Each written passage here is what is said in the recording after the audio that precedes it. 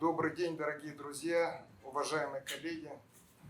Позвольте мне от имени организаторов приветствовать и высказать слова благодарности участникам и гостям Международной научной конференции «Наследие и современность» шестых валлейских чтений, посвященных столетию со дня рождения первого профессионального татарского искусствоведа, нашего выдающегося ученого Фуада Хасановича Валеева. Его наследие, оно огромно, оно многогранно, оно охватывает самые разные отрасли гуманитарного знания. Он интересовался всем, он исследовал практически все стороны татарского народного зодчества, декоративного искусства. Он в тонкостях знал историю татарской архитектуры, изучал архитектуру Волжской Булгарии, Казанского ханства. Провел множество экспедиций по всей России, где бы ни жили татары и другие народы.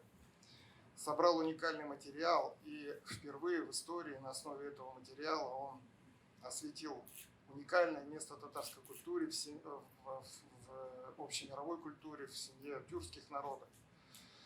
И вот эти монографии, которые вышли из-под его пера, его статьи многочисленные, они сегодня остаются для научного мира негаснущим маяком, опорой.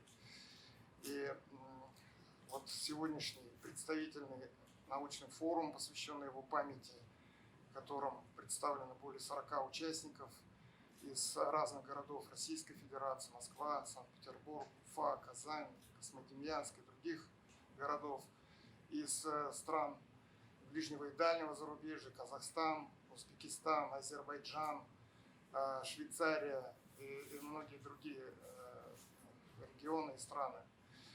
И, конечно же, для нас, для историков, для культурологов, для представителей гуманитарной науки очень важны те выводы, которые оставил Фуад Хасанович. Это в первую очередь о многовековой преемственности традиций татарской культуры, о ее постоянном и плодотворном взаимодействии, взаимообогащении с культурами других народов: русских, финно-угорских, тюркской семьи.